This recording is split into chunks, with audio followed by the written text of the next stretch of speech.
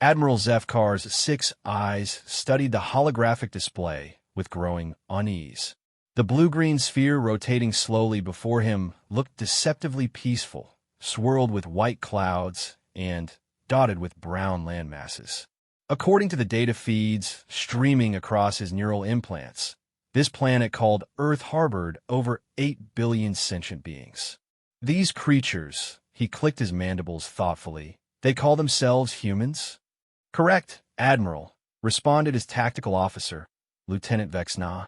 Her scaled fingers danced across the control matrix. Initial scans indicate they possess rudimentary space travel capabilities. Chemical rockets, primitive fusion drives. Nothing that should concern the hegemony. The bridge of the dreadnought vengeance of stars hummed with activity.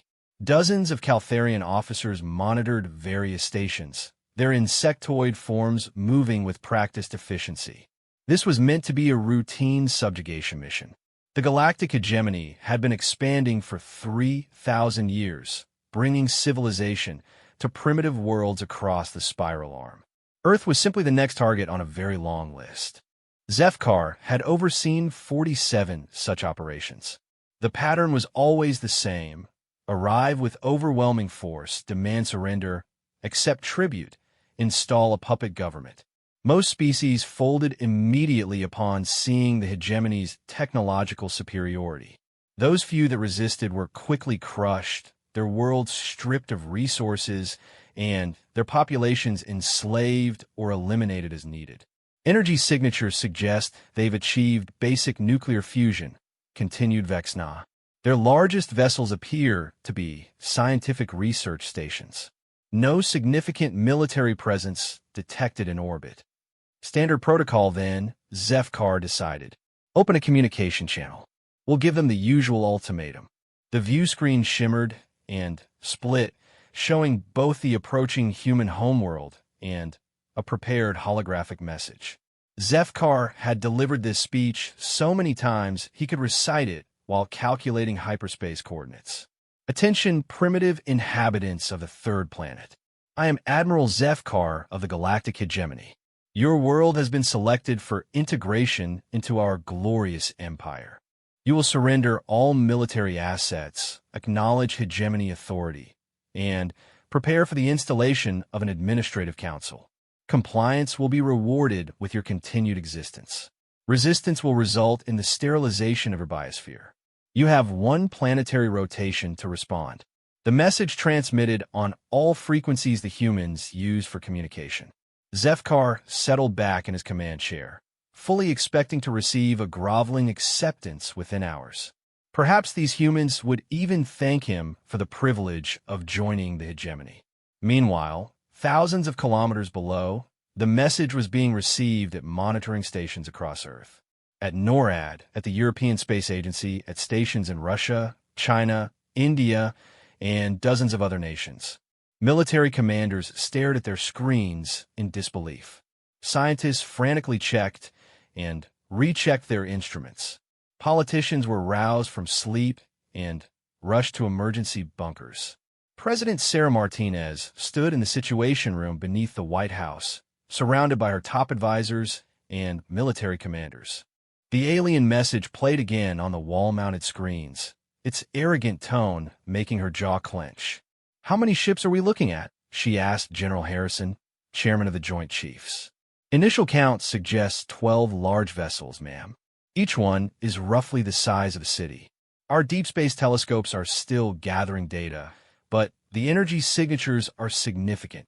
Translation: "They could glass the planet," said Director Chun of the CIA. "That appears to be their intention if we don't surrender," confirmed Dr. Rebecca Walsh, the president's science advisor. "Based on their technology level, they're probably several centuries ahead of us in terms of weapons and propulsion." President Martinez looked around the room at the grim faces of her advisors. These were people who had dealt with every crisis imaginable, from nuclear standoffs to global pandemics. But an alien invasion? This was uncharted territory for everyone. "What are our options?" she asked. "Realistically, very limited," General Harrison admitted. "We could launch everything we have, but Our most advanced weapons are chemical rockets with nuclear warheads. Against ships that travel between the stars, it would be like throwing stones at a tank. So we surrender? Asked the Secretary of State. Like hell we do, growled General Morrison from the Marines. I'd rather go down fighting than live on our knees. That's a noble sentiment, General, said Dr. Walsh quietly, but we have to think about the 8 billion people on this planet. If we fight and lose, they all die. President Martinez raised a hand for silence. What do we know about these? Hegemony? Are there any clues in their message about how they operate? Dr. Walsh consulted her tablet. The linguistic analysis team has been studying their communication patterns. They seem to view us as primitives, almost like we might view ants. Their message was clearly a prepared script, probably delivered to dozens of worlds before us. So this is routine for them, mused the president. That's what it appears like. They show up, demand surrender, and either integrate the planet peacefully or destroy it if there's resistance. Very efficient from their perspective. Efficient, repeated President Martinez. What does that tell us about them? They're likely bureaucratic, suggested Director Chun. Organized. They follow protocols and procedures. That might be something we can exploit. General Harrison leaned forward. Ma'am, I have to ask the hard question.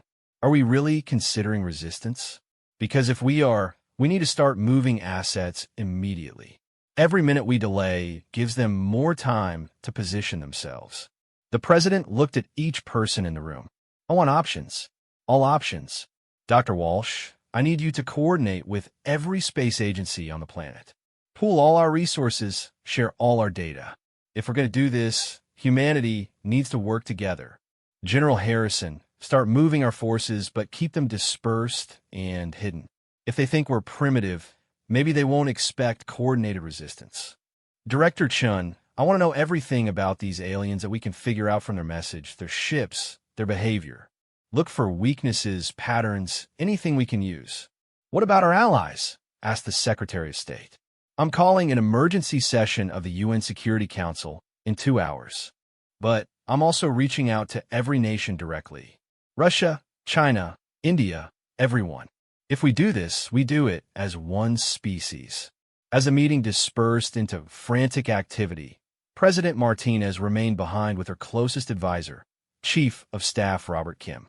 Sarah, he said quietly, you know this is probably suicide, right? We're talking about going to war with a civilization that spans the galaxy. She nodded slowly. I know, Rob. But what's the alternative? Become slaves? Hope they're benevolent masters? Maybe they'll let us keep our culture, our freedom, our dignity. She shook her head. No, I'd rather we die as humans than live as something less. Back on the Vengeance of Stars, Admiral Zefkar was reviewing routine reports when his communications officer interrupted. Admiral, we're receiving multiple transmissions from the human homeworld. Already? That's quicker than usual. Put it through. But instead of a single, unified surrender message, the screen filled with dozens of different transmissions. Humans in different uniforms, speaking different languages from different locations across their planet. Some were clearly military, others appeared to be political leaders. What is this chaos? Zipkar demanded. Vexna worked frantically at her station. Sir, it appears this species hasn't unified under a single government. We're receiving responses from, it's hard to count, dozens of separate political entities. This was unusual. Most species the hegemony encountered had either unified governments or clear dominant powers. But these humans seem to be a patchwork of competing nations and interests. Are any of them surrendering? He asked. Sir, our translation protocols are still processing the various languages, but the general tone appears to be negative. Negative? They appear to be refusing our terms. Admiral, Zipker's mandibles clicked rapidly in agitation. All of them. The responses are still coming in, but so far. Yes, sir. All of them appear to be rejecting our ultimatum. The Admiral studied the tactical display. 12 hegemony dreadnoughts against a planet full of primitives who couldn't even agree on a single government. This should have been the easiest conquest in his career. Instead, these humans were proving to be irritatingly defiant. Very well, he decided. Begin standard bombardment protocol. Target their major population centers. If they won't surrender, we'll reduce their numbers until the survivors become more reasonable. Sir, interrupted his sensor operator, I'm detecting unusual activity across their planet. What kind of activity? Energy signatures suggest they're moving large numbers of vehicles and aircraft. It's difficult to get clear readings through their atmosphere, but it appears to be coordinated movement on a planetary scale. Zipgard frowned. Most primitive species panicked when faced with hegemony might, their military forces either surrendering immediately or fleeing in confusion. But coordinated planetary movement suggested these humans were actually attempting to organize resistance. How long since we delivered the ultimatum? He asked. 6 hours and 37 minutes, Admiral. And they've organized a planetary response in that time? It appears so, sir. This was definitely unusual. Even advanced species typically needed days or weeks to coordinate effective resistance. Either these humans were extraordinarily well organized, or they had been preparing for such a scenario long before the hegemony arrived. Admiral, called out the weapons officer, bombardment systems are ready. Awaiting your orders. Zipkar paused. Something about this situation felt different from his previous conquests. These humans were behaving in unexpected ways. Perhaps a demonstration of power would bring them to their senses more quickly than immediate annihilation. Target their largest city, he ordered. Single bombardment projectile. Let them see what they're facing. The massive dreadnought's main gun powered up, a weapon capable of cracking continents. Its target, the sprawling metropolis of Tokyo, home to nearly 40 million humans. The demonstration would be visible across half the planet, a clear message about the futility of resistance. The projectile lanced down through Earth's atmosphere, a spear of pure energy that would vaporize everything within hundreds of kilometers. But as it approached its target, something unexpected happened. Warning alarms began blaring across the vengeance of stars. The sensor operator's voice cracked with disbelief. Sir, the projectile has been intercepted. Impossible, Zipkar snored. These primitives don't have that technology. Confirmed, sir. Multiple energy signatures rose from their surface. Some kind of directed energy weapons. They actually managed to destroy our bombardment projectile before it reached the surface. The Admiral stared at the tactical display in growing amazement. Not only had these humans organized planetary resistance in a matter of hours, they had actually managed to intercept a hegemony bombardment. Even advanced species rarely manage that on their first try. Analysis, he demanded. Still processing, but it appears they used some kind of high-energy laser array. Multiple installations fired simultaneously, creating overlapping fields of energy. Crude but effective. How many such installations do they have? Unknown, sir.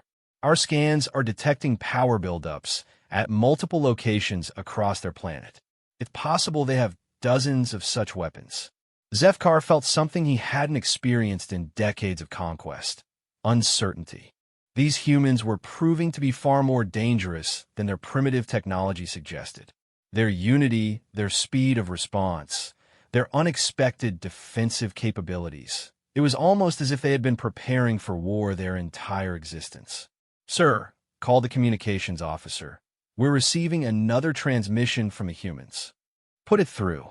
The screen showed a human female in what appeared to be military dress, standing in some kind of underground facility. Behind her, dozens of other humans worked frantically at various stations. To the alien forces threatening our world, she began, her voice steady despite the circumstances. I am President Martinez of the United States of America, speaking on behalf of the United Nations and all the people of Earth. You have demanded our surrender. You have threatened to destroy our cities. You have fired upon our civilians. We want you to understand something about our species. We do not surrender. We do not bow to tyrants, whether they come from across the street or across the galaxy. You may have superior technology. You may have weapons we can barely comprehend, but you have made one critical error in your calculations. You have assumed that being primitive means being weak. You have assumed that being divided means being defenseless. We are human beings.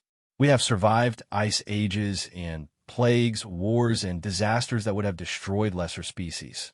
We have looked into the abyss of nuclear annihilation and stepped back from the brink. We have stood on the surface of our moon and dreamed of reaching the stars. You want to know what makes us dangerous? It's not our weapons, though we have plenty of those. It's not our technology, though we're learning to use yours against you. It's the simple fact that we refuse to give up. Ever. So here is our response to your ultimatum. Go to hell. The transmission ended. Silence filled the bridge of the vengeance of stars as the implications sank in. Admiral Zefkar realized he was no longer dealing with a routine subjugation. These humans, these supposedly primitive beings, had just declared war on the galactic hegemony. And, for what he had seen so far, they might actually have a chance of making it hurt. The emergency meeting in the hegemony high command chamber on Calthra Prime convened within hours of Admiral Zefkar's initial report. Supreme Chancellor Mordek, a being whose species had ruled the galaxy for over 2 millennia, examined the data streams with growing incredulity. Let me understand this correctly, Admiral. The Chancellor's voice carried across the hyperspace communication link. You encountered resistance from a pre-space flight species? Yes, Supreme Chancellor. But they're not what we expected. Their defensive capabilities suggest they've been preparing for external threats for some time. Chancellor Mordek's forearms gestured dismissively at the holographic displays surrounding his crystalline form. Show me. The tactical replay began. Earth appeared as a bloom marble, then zoomed to show the hegemony fleet in standard intimidation formation. The bombardment attempt played out, followed by the shocking interception of the energy projectile. Impossible, breathed General Korvax, the hegemony's chief military strategist. No primitive species has ever successfully intercepted our bombardment technology. The humans managed it, Zefkar's image replied grimly. And that's not all. Watch this. The display shifted to show energy signatures across Earth's surface. Dozens of installations were powering up simultaneously, coordinated with military precision. Underground bunkers revealed massive manufacturing facilities working at unprecedented speed. Transport networks moved resources and personnel with efficiency that rivaled hegemony logistics. How long did this coordination take them? Asked the Chancellor. Less than 12 standard hours, Admiral Zefkar reported. From our initial contact to planetary military mobilization. General Korvax leaned forward, his scaled features sharp with interest. 12 hours? Our own member worlds require weeks to achieve such coordination, even with our advanced communication networks. There's more, Zefkar continued. Their manufacturing capabilities are adapting in real time.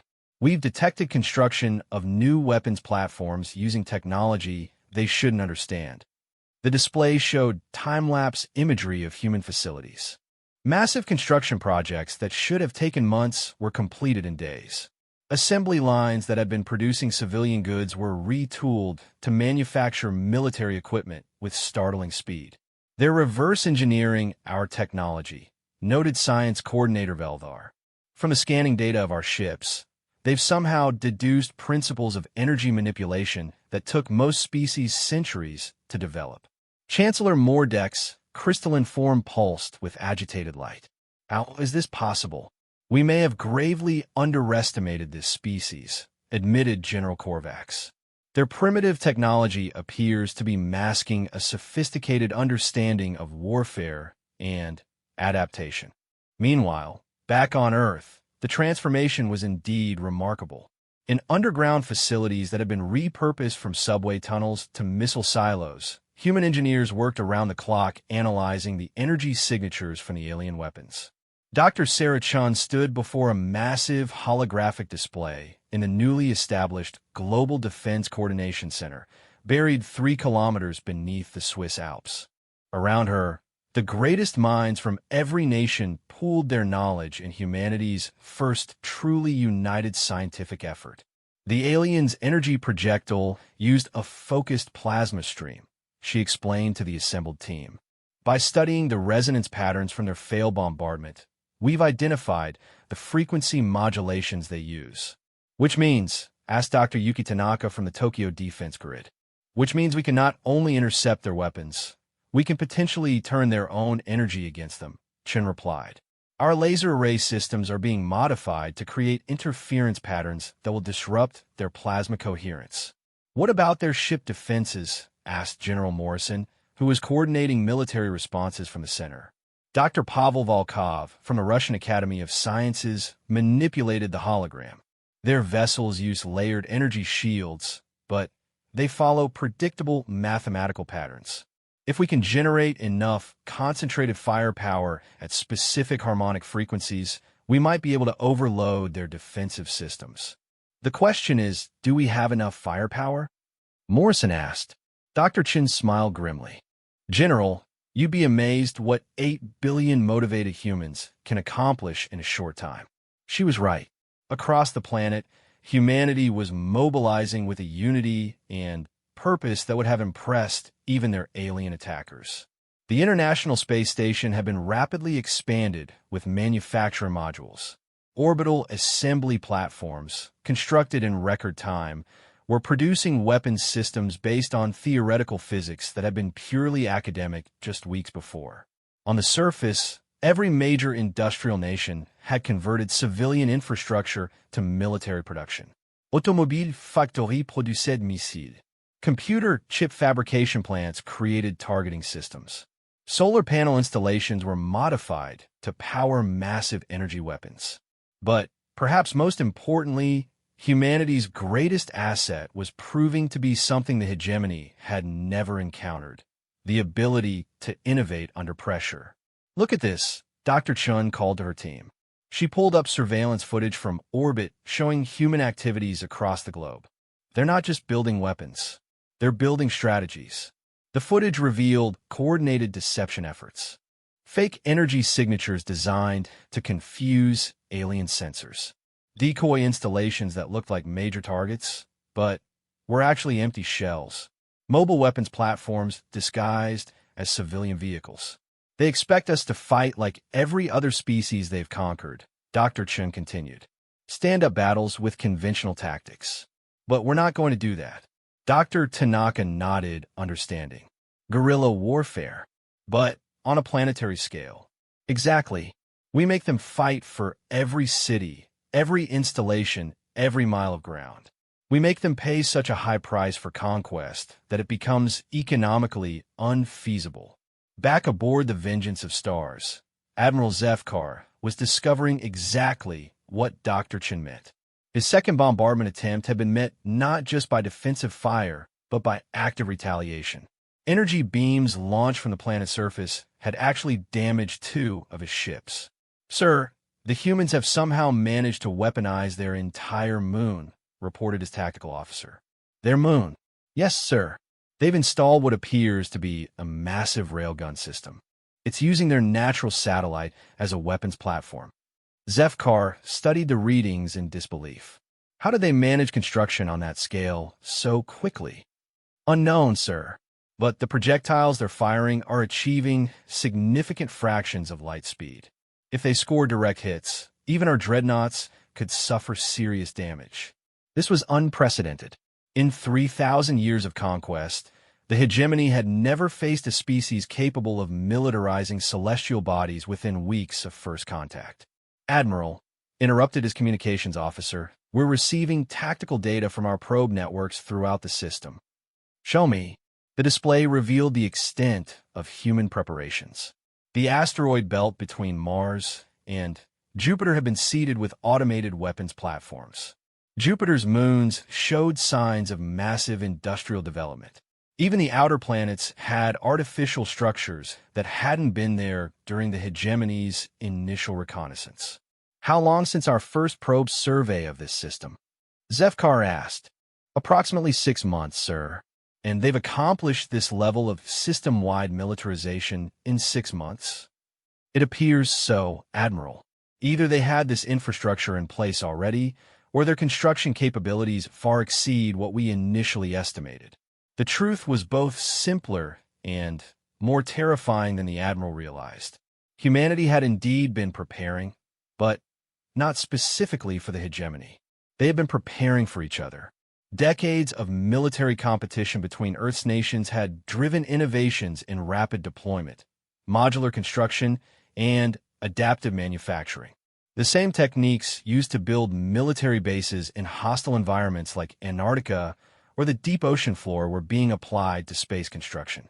The same industrial capabilities that allowed a nation to retool its entire economy for wartime production in months were now being coordinated on a global scale. Humanity's greatest weakness, their tendency toward conflict, was proving to be their greatest strength in facing an external threat. Sir, his sensor operator called out urgently. I'm detecting new energy signatures throughout the system. More weapons? Negative, sir.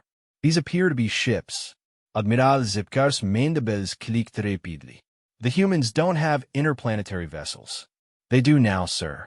The display showed dozens of vessels launching from Earth, the Moon, and various orbital installations.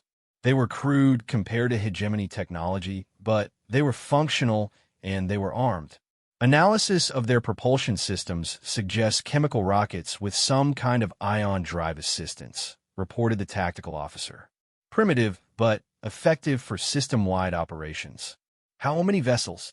Initial counts suggests over 200, sir, with more launching every hour. Zefkar realized his routine subjugation was turning into a full-scale military campaign. These humans were not just resisting. They were actually launching a counterattack. Admiral, his communications officer interrupted again. We're receiving a transmission from the human fleet. Put it through. The screen showed a human male in what appeared to be a military uniform, standing on the bridge of one of their crewed vessels. To the hegemony forces, the human began, I am Admiral Chun of the United Earth Defense Fleet. You want to know what makes humans dangerous? You're about to find out. We've studied your tactics from the data you so helpfully provided during your fail bombardment. We know how you fight. You rely on overwhelming technological superiority to crush resistance before it can organize. You've never faced a species that could adapt to your methods in real time. You think 12 ships are enough to conquer Earth? We've built 200 ships in the time it took you to plan your first attack. By next week, we'll have 400. By next month, we'll have 1,000. You have superior technology, but we have superior motivation. This is our home, our families, our future, and we will not let you take it without making you pay a price that will echo throughout your empire. Every ship you lose here, every soldier that doesn't return home, will send a message to the rest of the galaxy. Humans are not prey. We are predators, and you've just walked into our territory. The transmission ended, leaving Admiral Zefkar staring at a tactical display that showed the impossible, a primitive species mounting an effective resistance against the galactic hegemony. Sir, his tactical officer said quietly, what are your orders? Zefkar studied the display, showing hundreds of human ships spreading throughout their solar system, coordinated defensive grids that covered their entire planet, and manufacturing capabilities that seemed to grow stronger by the hour. For the first time in his career, he wasn't sure he had enough firepower to complete his mission. Send a message to High Command, he decided. Request reinforcements. Significant reinforcements. How significant, sir? Zefkar looked at the swarm of human vessels approaching his position, their crude weapons charging with obvious hostile intent. Send the entire sector fleet, he ordered. All of it. As his message transmitted across hyperspace to Hegemony Command, Admiral Zefkar began to suspect he might have just made the biggest mistake in galactic history. He had started a war with a species that seemed to treat impossible odds as nothing more than an interesting challenge. The humans were about to teach the galaxy a lesson about the dangers of underestimating a species that had spent its entire evolutionary history fighting for survival. 3 months after first contact, the Sol system had become the site of the largest military engagement in galactic history. What began as a routine subjugation had escalated into a full-scale war that was reshaping the balance of power across the galaxy. Supreme Chancellor Mordek stood before the Hegemony War Council, his crystalline form pulsing with agitated energy patterns. The holographic display behind him showed the current state of the Sol conflict, and the news was uniformly disturbing. "Report," he commanded. General Korvax stepped forward, his scaled features grim. "Supreme Chancellor, we have committed 7 full-sector fleets to the Sol system. Over 3,000 vessels, including our most advanced dreadnoughts and battle cruisers. And the results? We have achieved limited tactical superiority in the outer system," Korvax admitted. "However, human resistance has proven far more effective than projected. Our losses currently stand at 47%. The War Council chamber erupted in shocked clicks and harmonic distress calls. Never in hegemony history had they sustained such losses against a single species. 47%. Chancellor Mordek's voice carried dangerous harmonics. "Against primitives? They are no longer primitives, Supreme Chancellor. Human technological adaptation has exceeded all known parameters. They are now fielding weapons systems equivalent to our own, and in some cases superior. How is this possible?" Science Coordinator Veldar manipulated the central display. "We have identified several factors that make this species uniquely dangerous. First, their manufacturing capacity increases exponentially under pressure. What they call wartime production allows them to multiply their industrial output by factors of 10 or more." The display showed comparative production graphs. Human manufacturing curves climbed at nearly vertical angles, far exceeding anything in hegemony records. Second, their innovation rate accelerates under combat conditions. They are reverse engineering our technology and improving upon it within weeks of first contact. Some of their weapon modifications are actually superior to our original designs. Third, and most importantly, they demonstrate unprecedented species unity when facing external threats. Despite being divided into hundreds of separate political entities, they have achieved coordination that surpasses our own administrative efficiency. General Korvax added, "They have also demonstrated combat doctrines we have never encountered. They use tactics that we classify as dishonorable." Explain. They refuse to engage in conventional battle formations. Instead, they use what they call asymmetric warfare. They hide behind asteroids, launch surprise attacks from concealed positions, use their own civilian infrastructure as weapons platforms.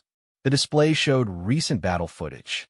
Human ships, vastly outgunned, would suddenly appear from behind planetary rings or asteroid fields, deliver devastating attacks on hegemony vessels, then disappear before retaliation could be organized.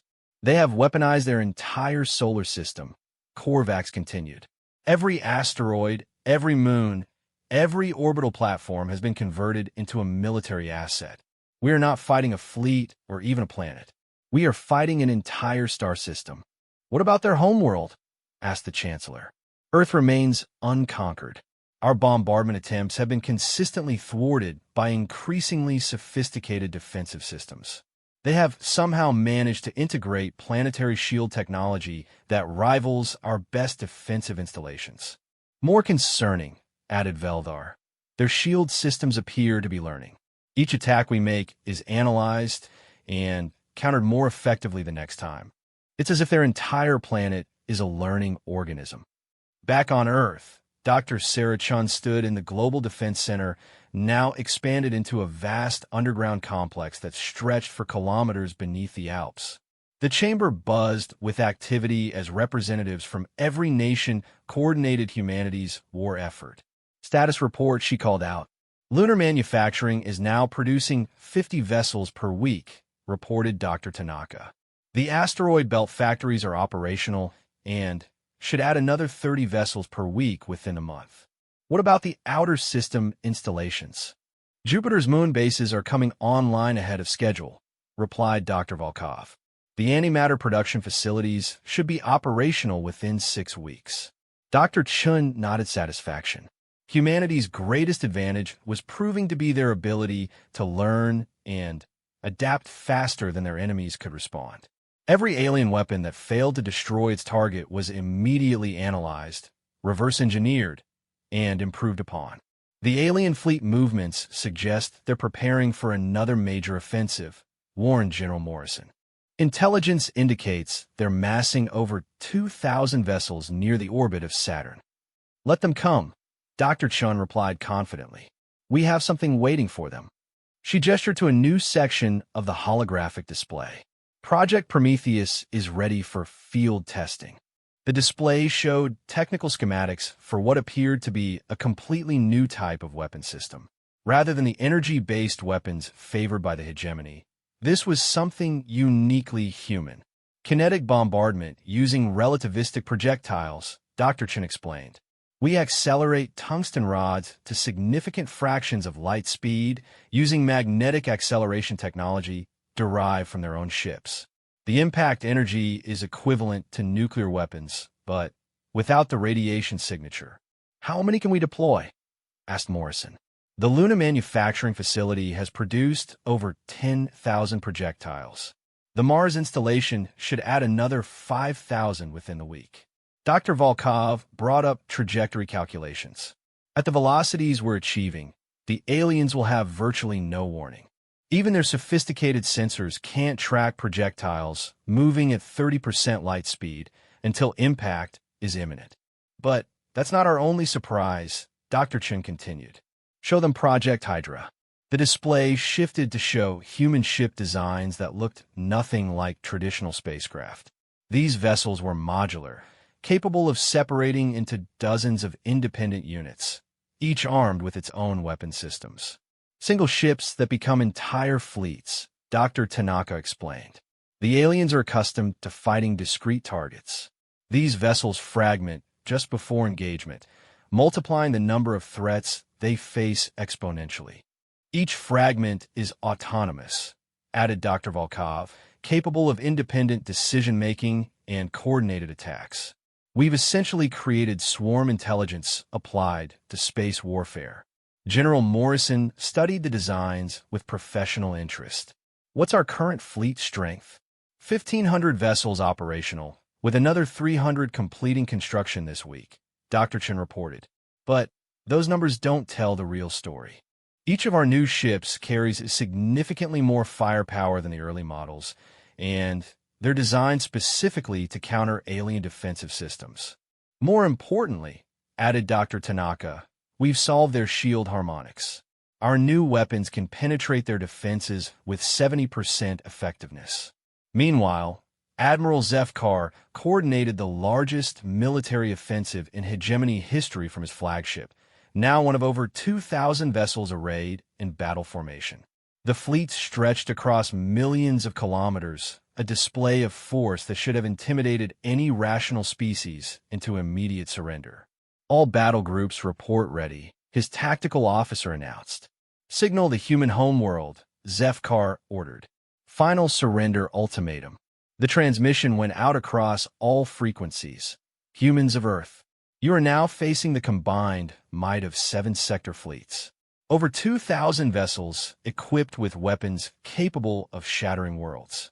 This is your final opportunity to surrender and accept integration into the hegemony. Continued resistance will result in the complete elimination of your species. The response came within minutes. President Martinez appeared on the view screen, standing in what was clearly a military command center. Behind her, hundreds of humans worked at various stations with calm efficiency. Admiral Zefkar, she began, thank you for gathering your entire fleet in one convenient location. You've saved us considerable time and effort. You face the largest military force in galactic history, Zefkar replied. What could you possibly hope to accomplish? Martinez smiled. We're going to teach you why humans are the apex predators on our planet. You see, Admiral, you made a fundamental error in your understanding of our species. You assume that being technologically primitive means being strategically inferior. But humans have been perfecting the art of warfare for millennia.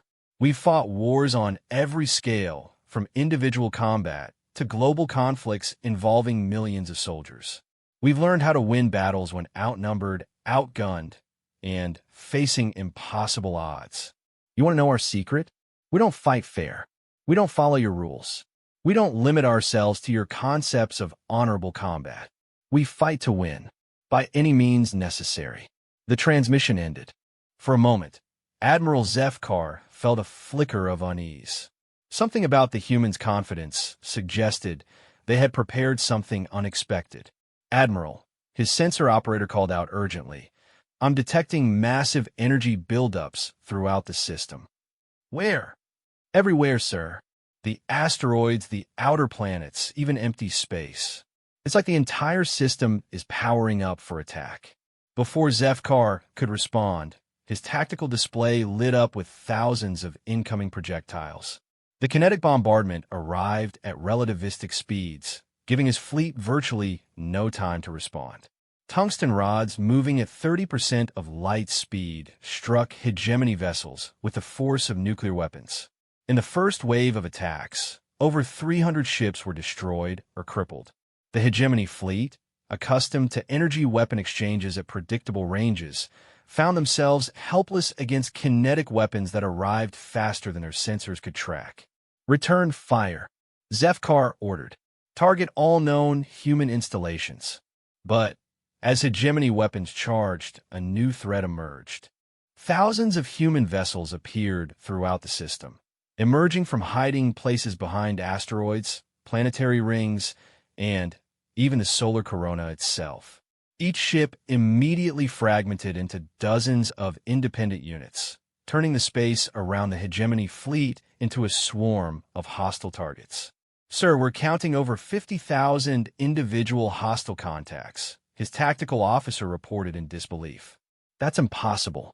Intelligence indicated they had fewer than 2,000 vessels. They appear to be using modular ship designs that separate during combat. Each vessel becomes a complete squadron. The battle that followed was unlike anything in hegemony military history. Rather than the organized formations and predictable tactics they were accustomed to, the hegemony fleet found itself surrounded by a cloud of smaller vessels that attacked from all directions simultaneously. Human ships used their superior knowledge of the local system to devastating advantage. They hid in solar radiation that masked their signatures. They used gravitational slingshots around planets to achieve impossible velocities. They coordinated attacks from multiple vectors that overwhelmed even the most sophisticated hegemony defensive systems. "Sir," his communications officer called out, "we're receiving reports from throughout the fleet. Human weapons are penetrating our shields with unprecedented effectiveness." "How is that possible?" "They appear to have solved our defensive harmonics. Their weapons are specifically tuned to disrupt our shield frequencies." Admiral Zefkar watched his tactical display as ship after ship reported critical damage or complete destruction. In less than an hour of combat, the largest military force in galactic history was being systematically annihilated by a species they had dismissed as primitives. "All ships, general retreat," he ordered. "Fall back to the outer system." But as his fleet attempted to withdraw, they discovered the humans' final surprise. The outer system was seeded with automated weapons platforms that activated as the hegemony ships approached. What was meant to be an organized retreat became a running battle through a gauntlet of defensive installations. By the time the surviving hegemony vessels reached safe distance, Admiral Zefkar's mighty fleet had been reduced to fewer than 400 operational ships. Over 70% losses in a single engagement. As he stared at the tactical display showing the wreckage of galactic civilization's greatest military force, Admiral Zefkar realized he had made a catastrophic error. The humans weren't just defending their world. They were demonstrating to the entire galaxy that the hegemony could be beaten. And if the humans could defeat the hegemony's finest, what message would that send to the thousands of subjugated worlds throughout the galaxy?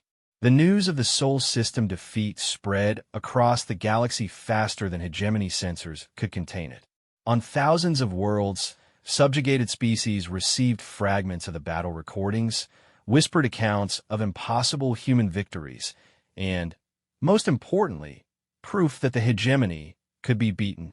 On Verta Prime, a world enslaved for 800 years, Resistance leader Kextera watched the smuggled battle footage with growing amazement. The grainy recordings showed human ships swarming through hegemony formations like predatory fish, their weapons slicing through supposedly impenetrable shields. "How many ships did the humans lose?" asked her Lieutenant Jexvar. "According to this data, fewer than 200, Kextera replied, her voice filled with wonder. "They destroyed over half the hegemony sector fleet while losing less than 15% of their own forces. That's impossible. No species has ever achieved tactical superiority against the hegemony. The humans did, and if they can do it, Kextera let the implication hang in the air." Similar conversations were occurring on worlds throughout the galaxy. Species that had submitted to hegemony rule generations ago were suddenly asking themselves dangerous questions. If primitive humans could resist the hegemony's might, what could more advanced civilizations accomplish? On hegemony capital worlds, emergency sessions convened as reports arrived from across the galaxy. Rebellion was breaking out on 17 worlds. Trade routes were being disrupted by sudden pirate attacks. Colonial governors were requesting military support as civil unrest spread like wildfire. Supreme Chancellor Mordek stood before the emergency assembly of the Hegemony Council, his crystalline form flickering with stress patterns that hadn't been seen in centuries. "The humans have achieved more than a military victory," he announced grimly. "They have shattered the fundamental assumption upon which our empire rests, that resistance to hegemony rule is futile." "How many worlds are reporting unrest?" asked General Korvax. 43 and rising, replied Intelligence Coordinator Zalthek. The humans somehow managed to broadcast their battle recordings across multiple hyperspace frequencies. Our subject species received detailed tactical information about human combat methods. They're sharing their knowledge, Mordek realized, teaching others how to fight us. The recordings were indeed spreading. Human transmission protocols had proven remarkably efficient at penetrating hegemony communication networks. Technical specifications for human weapons, tactical manuals, and even manufacturing instructions were appearing on worlds thousands of light years from Earth. Furthermore, Zalthek continued, "We're intercepting communications suggesting that human emissaries are traveling to various systems. They appear to be actively organizing anti-hegemony resistance movements." On board the human vessel Defiance, Captain Elena Rodriguez reviewed her mission parameters as her ship approached the Rigel system. Her orders were simple: make contact with a local resistance movement and provide them with everything humanity had learned about fighting the hegemony. "Captain," called her navigation officer, "we're receiving a transmission from the inner system. Put it through." The view screen showed a reptilian being whose scales bore the ritual scarification of the Rigelian resistance.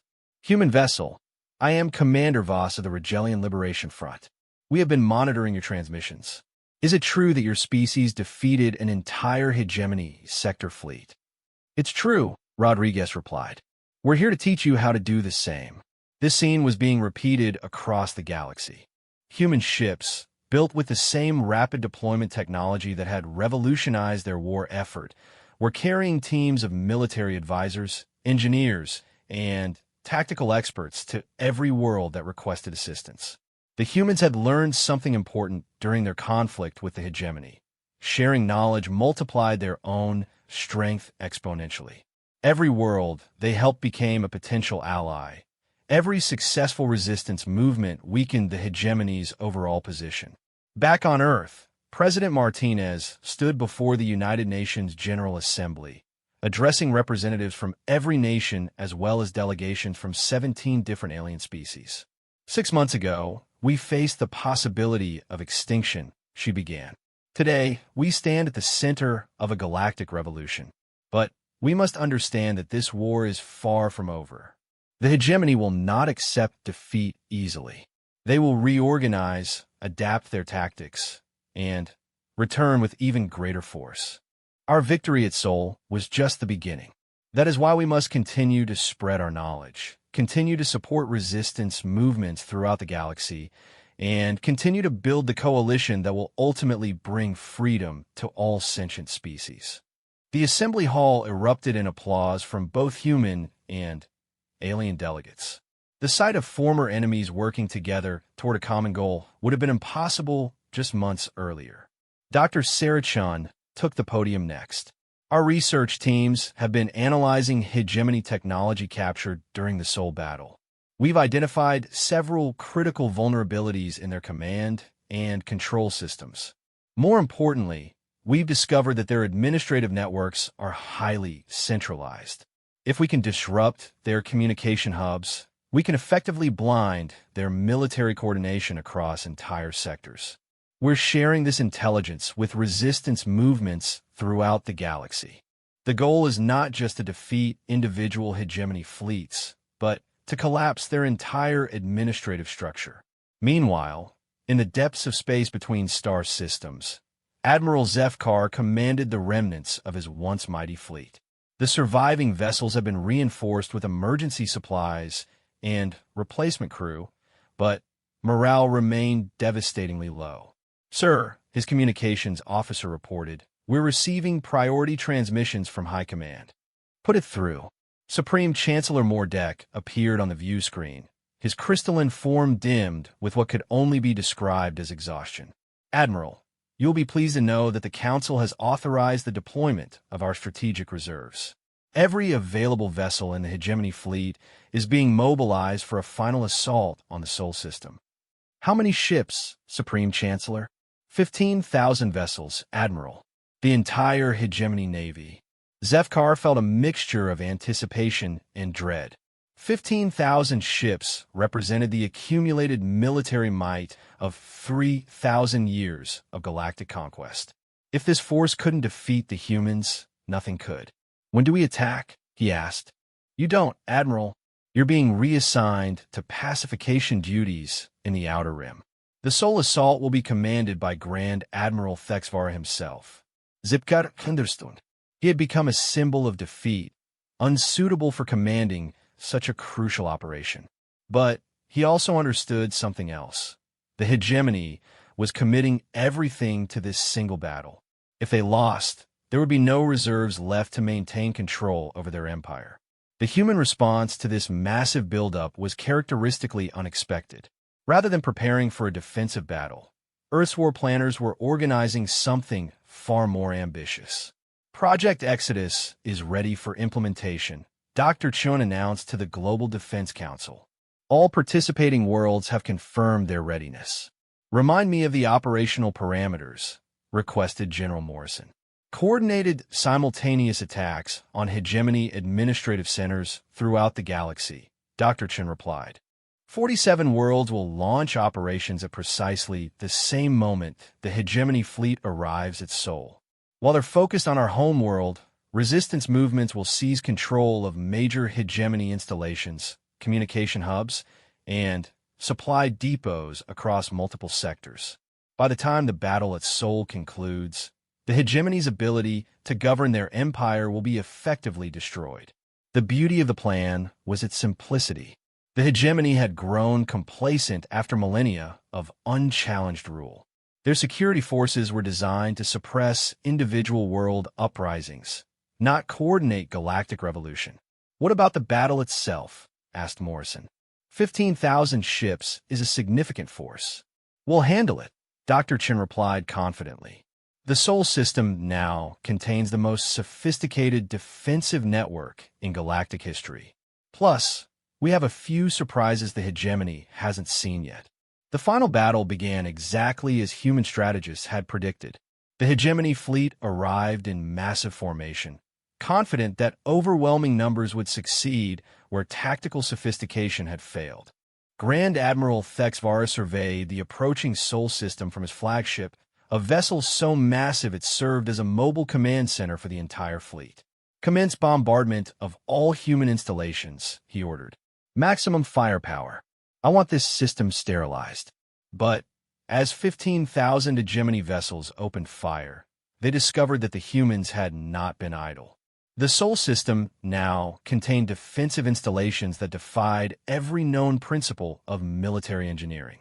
The asteroid belt had been converted into a continuous minefield. Each asteroid contained automated weapons systems that activated as the hegemony fleet approached. What appeared to be empty space suddenly erupted with defensive fire from thousands of hidden installations. "Sir," reported his tactical officer, "we're detecting energy signatures throughout the system that don't match any known technology." Elaborate. The humans appear to have weaponized their star. They're using solar magnetic fields to generate directed energy discharges. Grand Admiral Thexvara stared at the tactical display in disbelief. The humans had somehow turned their own sun into a weapon, channeling stellar energy through artificial magnetic lenses to create bombardment beams that rivaled anything in the hegemony arsenal. How is this possible? Unknown, sir. The energy output suggests they've achieved controlled manipulation of stellar plasma dynamics. The battle that followed exceeded even the Sol system's previous engagement in scope and intensity. 15,000 hegemony vessels faced defensive systems that spanned an entire star system, weapons that drew power from the sun itself, and human tactical innovations that continued to evolve throughout the engagement. But while the greatest battle in galactic history raged in the Sol system, the real victory was occurring across the galaxy. As Thexvara's fleet fought desperately against impossible human defenses, resistance movements on dozens of worlds launched coordinated attacks on hegemony infrastructure. Communication networks collapsed as rebels seized hyperspace relay stations. Supply chains were disrupted as resistance forces captured manufacturing centers. Administrative complexes fell to coordinated assault as local populations rose against their hegemony governors. Within hours, the political structure that had ruled the galaxy for 3 millennia was collapsing. World after world declared independence. Sector governors found themselves cut off from central command, their local forces overwhelmed by populations that had suddenly discovered the possibility of freedom. The hegemony's greatest weakness had finally been exposed.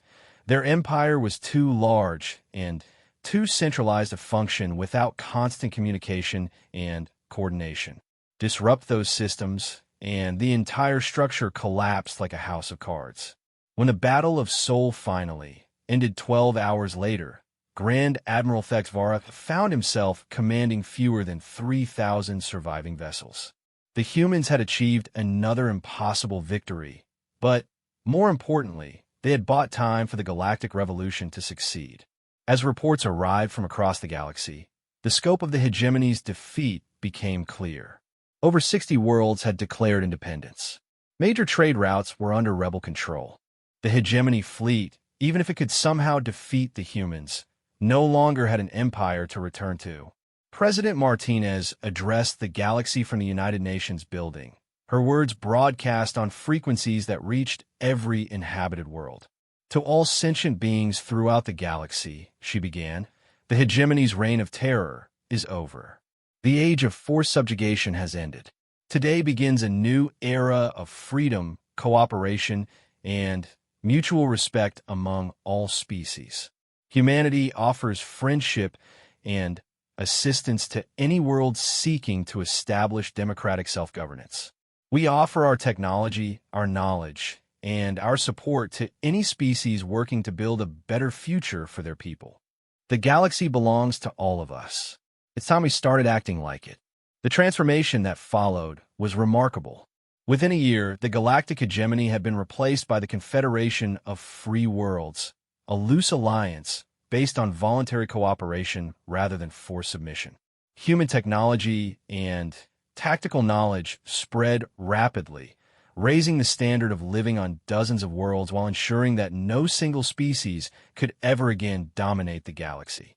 Admiral Zefkar, serving as a liaison between former hegemony forces and the new Confederation, often reflected on the irony of his situation. He had arrived at Earth expecting to conquer a primitive species. Instead, he had triggered a revolution that freed the entire galaxy. The humans, it turned out, were indeed the most dangerous species in the galaxy. Not because of their weapons or their technology, but because of their fundamental refusal to accept that freedom was impossible, that resistance was futile, or that the strong had the right to dominate the weak. They had taught the galaxy a simple but revolutionary concept. No one was free until everyone was free. And they had been willing to fight a war against impossible odds to prove it.